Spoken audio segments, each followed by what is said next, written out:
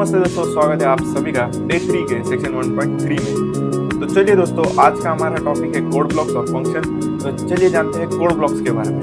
हमारा Python ID को start करते हैं। तो दोस्तों, ये था हमारा पिछला मिनी प्रोजेक्ट टाइप, एक अम्यूजमेंट पार्क के बारे में कि आपकी एलिजिबिलिटी क्या है और आपकी बेसिक रिक्वायरमेंट्स के हिसाब से और आपके एज के हिसाब से आपकी टिकट प्राइस डिटरमाइन होती है। तो अब हम जानते हैं कोड ब्लॉक्स क्या होता है। तो दोस्तों, कोड ब्लॉक सिंपली अब हम यहाँ पे देख सकते हैं कि इस कोलन के बाद ये जो इफ कंडीशन है, इफ कंडीशन के बाद जो कोलन लगा है, तो कोलन के बाद यहाँ पे हमने 4 स्पेसेस के बाद ही कोड लिखा है। इसका मतलब है कि ये जो 4 स्पेसेस के आगे का जो भी इंडेंट हमने किया है वो बिलोंग करता है इफ कंडीशन को। तो ये जो भी ब्लॉक ऑफ कोड है ये बिलोंग करता है इफ कंडीशन को। तो सिंपली ये है ब्लॉक ऑफ कोड। तो ये कोड ऑफ ब्लॉक आप डिटरमाइन करने के लिए आप सिंपली आप ये देख सकते हो कि ये प्रिंट स्टेटमेंट कहाँ पे जा रहा है, तो उसके हिसाब से ही ये डिटरमाइन हो जाता है।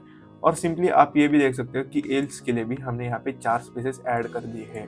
4 स्पेसेस ऐड करने के बाद ही हमें जो भी स्टेटमेंट है पता चलता है कि ये कौन से कंडीशन को फॉलो करता है। तो चलिए दोस्तों, अभी हम और एक एग्जांपल देखते हैं कि ये कैसे डिटरमाइन होता है। तो अभी अगर आपको उससे पहले हम ये जानते हैं कि हमें अगर एक स्टेटमेंट लिखना है तो हम सिंपली क्या कर सकते हैं, कोलन के बाद एंटर कर सकते हैं। तो बाय डिफॉल्ट पाइथन क्या करता है कि उसे ऑटोमेटिकली इंडेंट करके रख देता है, या फिर कभी कभार इंडेंट ना होने की वजह से आप क्या कर सकते हो कि आप सिंपली टैब को एंटर कर सकते हो। तो जैसे आप टैब को एंटर कर दोगे 4 स्पेसेस ऐड होके ही आने वाले हैं।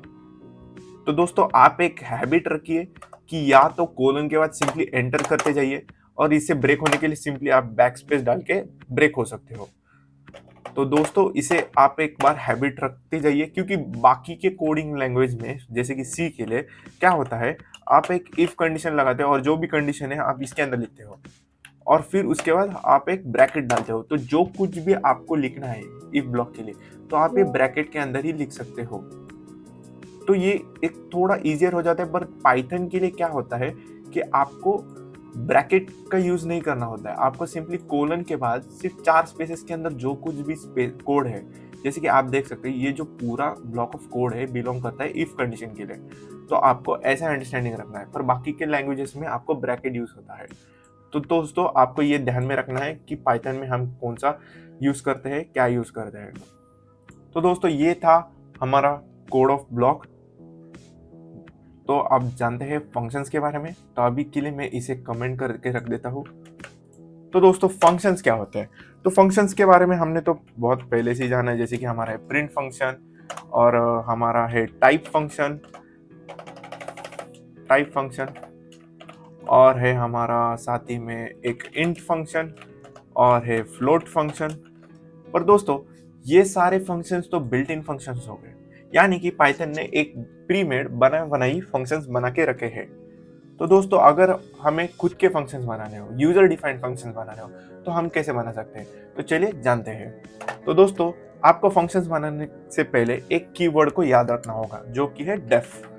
तो दोस्तों, ये कीवर्ड क्या करता है? ये कीवर्ड सिंपली आपको एक फंक्शंस बनाने के लिए यूज करता है। तो आपको जब भी एक फंक्शन बनाना हो, कोई भी नाम का फंक्शन आप बना सकते हो। सिर्फ ऐसे फंक्शंस नहीं बना सकते जो फंक्शंस के नाम इनबिल्ट फंक्शंस से मैच हो। फॉर एग्जांपल, आप प्रिंट नाम का फंक्शन नहीं बना सकते, जैसे कि आप देख सकते हो एरर आ रहा है। तो आपको सिंपली ऐसे फंक्शंस के नाम चूज करने हैं जो कि बिल्ट इन फंक्शंस के नाम के साथ मैच ना हो। फॉर एग्जांपल, यहाँ पे मैं लेता हूँ ग्रीटिंग मैसेजेस।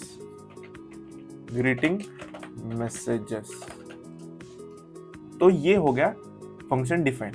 अगर मेरे को इसे कोलन डालना है, यहाँ पे आपको कोलन डालना है। तो कोलन डालने के बाद आपको सिंपली एंटर करना है, और एंटर करते ही आपको लिखना है प्रिंट में आपको डालना है यहाँ पे हेलो। तो जैसे कि आप देख सकते हो यहाँ पे मुझे एरर मिल रहा है। तो ये एरर क्या है? Expected closing. Okay, yes. तो यहाँ पे एक्सपेक्टेड क्लोजिंग के मतलब यहाँ पे हमें फंक्शंस का ब्रैकेट डालना है, जैसे कि ये डिटरमाइन हो कि ये फंक्शंस हमने क्रिएट किया है, ना कि एक वेरिएबल। तो दोस्तों, हमने जैसे ही यहाँ पे ओपनिंग और क्लोजिंग ब्रैकेट डाल दिया, तो अभी इस प्रकार आपको एक फंक्शन क्रिएट करना है।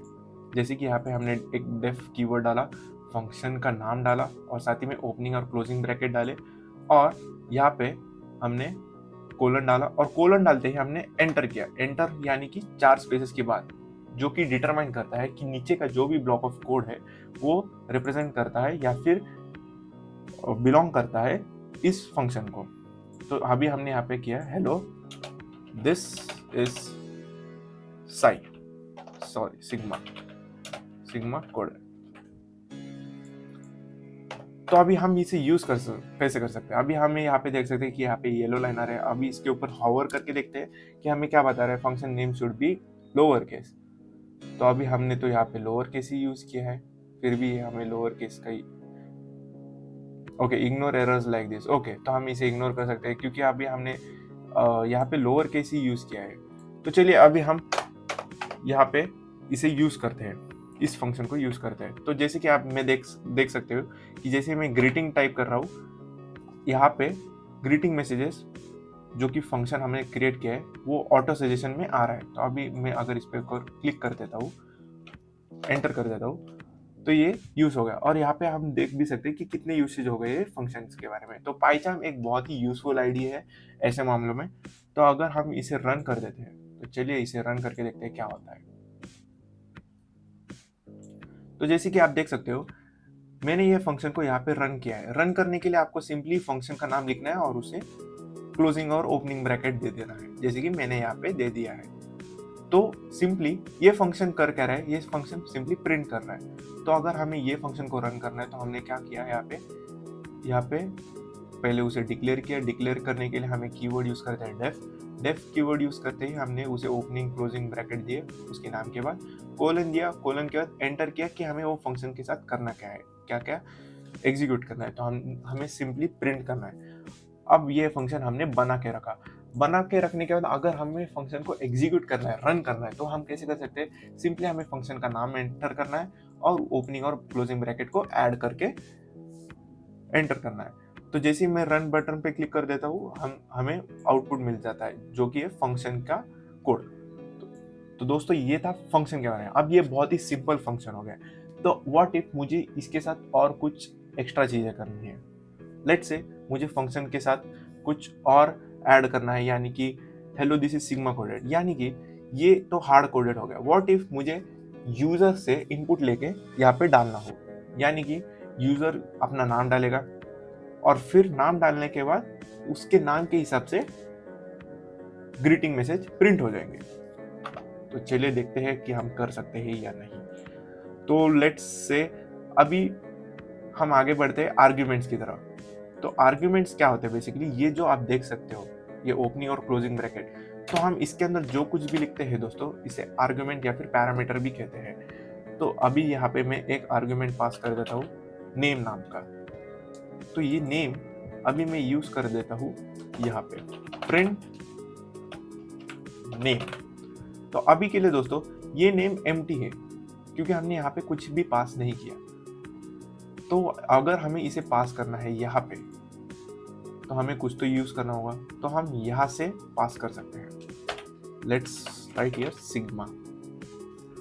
तो दोस्तों हम यहाँ पे कर क्या रहे हैं, तो बेसिकली हमने यहाँ पे एक आर्गुमेंट लिया और ये आर्गुमेंट को सिंपली यहाँ पे प्रिंट कर रहे हैं। तो ये आर्गुमेंट यहाँ पे मिल कैसे रहा है, तो दोस्तों यहाँ पे आप देख सकते हैं, यहाँ पे एक फंक्शन, उसी फंक्शन को मैंने यहाँ पे रन एग्जीक्यूट किया है और साथ ही में उसके आर्गुमेंट में एक नेम मैंने पास कर दिया है जो कि जाता है यहाँ पे, यहाँ से लेके यहाँ पे जाता है, यहाँ से यहाँ पे प्रिंट हो जाता है, सिंपल। तो अब हम इसे रन करके देखते हैं।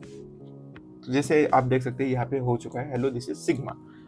तो व्हाट इफ मैं यहाँ पे चेंज कर देता हूँ लेट्स टू कोडेड और रन करके देखते हैं। तो जैसे कि आप देख सकते हैं हेलो दिस इज कोडेड। तो दोस्तों आपको ये याद रखना है कि आप यहाँ पे आर्गुमेंट पास कर रहे हो। आर्गुमेंट पास करने के बाद आप यहाँ पे जो कुछ भी लिख रहे हो वो यहाँ से लेके यहाँ पे जाएगा पहले आर्गुमेंट में, और आर्गुमेंट के बाद वो ब्लॉक ऑफ कोड में जाएगा। ठीक है, आपको ये चीजें अंडरस्टैंड करनी है। व्हाट इफ यहाँ पे भी मुझे मैन्युअली टाइप करना पड़ रहा है पर मुझे यूजर से इनपुट लेके ही टाइप करना है, तो मैं क्या कर देता हूँ, मैं एक वेरिएबल लेता हूँ नेम ऑफ यूजर करके और उसे एक इनपुट में स्टोर कर देता हूँ। यहाँ पे int डालने की जरूरत नहीं क्योंकि हमें स्ट्रिंग में ही नेम चाहिए। तो यहाँ पे मैं डाल देता हूँ एंटर योर नेम, और एंटर योर नेम डालने के बाद जो भी नेम ऑफ यूजर, तो पहले यूजर क्या करेगा, नेम को एंटर करेगा, एंटर करने का नेम ऑफ यूजर वेरिएबल में स्टोर हो जाएगा नेम। इसमें स्टोर होने के बाद हम सिंपली उसे क्या कर सकते हैं, हम उसे यहाँ पे डाल सकते हैं नेम ऑफ यूजर्स को। तो चलिए रन करके देखते हैं क्या आता है। Enter your name, my name is, चलिए इस बार कुछ तो डिफरेंट डालते हैं, राहुल। एंटर करके देखते हैं, हेलो दिस इज राहुल। तो आप देख सकते हैं ये होता है फंक्शंस विद आर्ग्यूमेंट। के साथ हम स्कोप के बारे में भी जानते हैं कि स्कोप का मतलब होता क्या है। स्कोप का मतलब होता है एक वेरिएबल कहाँ एक्सेसिबल है। पाइथन में दो मेन टाइप्स ऑफ स्कोप है, एक है लोकल स्कोप और एक है ग्लोबल स्कोप। लोकल स्कोप यानी कि वेरिएबल जो एक फंक्शन के अंदर डिफाइंड होता है और सिर्फ उस फंक्शन के अंदर ही एक्सेसिबल होता है। ग्लोबल स्कोप यानी कि वेरिएबल जो फंक्शन के बाहर डिफाइंड होता है और पूरी प्रोग्राम में एक्सेसिबल होता है। एग्जांपल लेते हैं स्कोप का। तो फॉर एग्जांपल मैं यहाँ पे पहले इसे कमेंट कर देता हूँ और एक फंक्शन क्रिएट कर देता हूँ डेफ ग्रीट नाम का, ठीक है। चलिए मैंने एक फंक्शन क्रिएट कर दिया डेफ ग्रीट नाम का, और यहाँ पे मैंने एक वेरिएबल डिक्लेयर कर दिया, इसका नाम लेते हैं हम अमित। तो अमित अभी ये हो गया है लोकल वेरिएबल, क्योंकि जैसे कि हम देख सकते हैं ये अमित को हम सिंपली इस फंक्शन के अंदर ही डिक्लेयर किया है, ना कि फंक्शन के बाहर। अगर हमने अमित को फंक्शन के बाहर डिक्लेयर किया होता तो ये दोस्तों हो गया रहता एक ग्लोबल वेरिएबल, पर हमने अगर इसे फंक्शन के अंदर यूज किया है या फिर डिक्लेयर किया है तो ये हो जाता है एक लोकल वेरिएबल। तो अगर हमें प्रिंट करना है अमित को, तो चलिए प्रिंट करते हैं, प्रिंट हेलो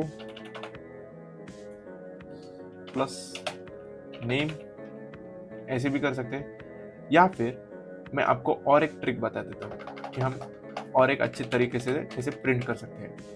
हमें सिर्फ यहाँ पे एक F डालना है, और F डालते ही हमें सिंपली यहाँ पे जाके क्या करना है, कोमा और कर्ली ब्रैकेट्स के अंदर लिखना है नेम।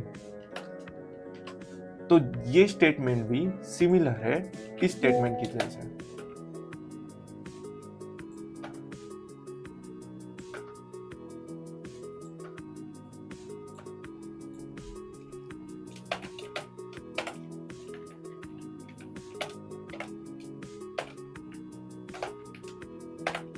तो दोस्तों जो ये आप यहाँ पे देख रहे हो, ये दोनों ही स्टेटमेंट, लेफ्ट स्टेटमेंट और राइट स्टेटमेंट या फिर ऊपर नीचे का, तो ये ऊपर वाला जो स्टेटमेंट है और ये नीचे वाला स्टेटमेंट है, ये दोनों ही सेम काम कर रहे हैं। तो आप चूज कर सकते हो कि आपको ऊपर वाला प्रेफर करना है या फिर नीचे वाला प्रेफर करना है। मोस्ट ऑफ द केसेस में मैं पर्सनली यूज करता हूँ नीचे वाला केसेस। अगर आपको यूज करना है तो आप ऊपर वाला केसेस को भी यूज कर सकते हो। ये केस सिनेरियोस के ऊपर भी डिपेंड करता है कि कुछ सिनेरियोस में ये वाला स्टेटमेंट भी यूजफुल हो जाता है और कुछ स्टेटमेंट्स में ये वाला भी सिनेरियो यूजफुल हो जाता है। तो ये दोस्तों ये टोटली पर्सनल चॉइस है, आपके हिसाब से आप कुछ भी यूज कर सकते हो। तो चलिए प्रिंट करके देखते हैं। तो अभी यहाँ में हमने ग्रीट फंक्शन को डिफाइन तो कर दिया है, पर हमने इसे एग्जीक्यूट ही नहीं किया। तो हम चलिए इसे एग्जीक्यूट करते हैं। ग्रीट डाल दिया, अभी रन करके देखते हैं। तो जैसे ही मैंने एग्जीक्यूट किया हम यहाँ पे देख सकते हैं हेलो अमित करके आ रहा है। तो अगर हमें यहाँ पे लोकल वेरिएबल डाल दिया है, पर व्हाट इफ हमें ग्लोबल वेरिएबल को भी डिफाइन करना है कि ग्लोबल वेरिएबल कैसे डिफाइन करते हैं। तो चलिए ग्लोबल वेरिएबल के बारे में देखते हैं। यहाँ पे मैंने ग्लोबल वेरिएबल डाल दिया, let's say name equals to Amit. तो आप देख सकते हैं कि ये जो नेम है, नेम वेरिएबल, ये ओवरऑल एकदम टॉप पे आता है, यानी कि फंक्शन के बाहर, यानी कि कौन से भी फंक्शन के अंदर नहीं आता है, कौन से भी इफ कंडीशन के अंदर नहीं आता है, ये टोटली कंडीशन और फंक्शंस के बाहर आता है। तो ये हो जाता है एक ग्लोबल वेरिएबल। तो इसे हम कहते हैं ग्लोबल वेरिएबल। तो ग्लोबल वेरिएबल का स्कोप क्या होता है? आप ग्लोबल वेरिएबल को कहीं पे भी यूज कर सकते हो। फॉर एग्जांपल अगर मैंने यहाँ पे डाल दिया नेम, तो अगर मैं इस नेम को कमेंट कर देता हूँ, नेम को कमेंट करने के बाद आप यहाँ पे देख सकते हो, यहाँ पे मुझे स्टिल अमित ही आने वाला है। आप देख सकते हो अमित ही आ गया। अगर लेट्स से यहाँ पे मैंने चेंज कर दिया, यहाँ पे कुछ राहुल डाल दिया और रन कर दिया, तो आप यहाँ देख सकते हो यहाँ पे मुझे राहुल आ रहा है। पर सेम चीज वाइस वर्सा मैं नहीं कर सकता हूँ। फॉर एग्जाम्पल लोकल वेरिएबल्स को मैं बाहर यूज नहीं कर सकता हूँ, क्योंकि उसका स्कोप उस फंक्शन या फिर उस इफ कंडीशंस के अंदर तक ही आता है, ना कि उसके बाहर। पर ग्लोबल वेरिएबल का स्कोप बहुत रीचेबल हो जाता है। ठीक है, तो ये था about scopes, about global variable and local variable. तो आज हमने जाना फंक्शंस के बारे में, कोड ऑफ ब्लॉक्स के बारे में, स्कोप के बारे में। तो चलिए इसी के साथ हमारा डे 3 हो जाता है खत्म। मिलते हैं आपको डे 4 में, तब तक के लिए let's code and grow together. धन्यवाद।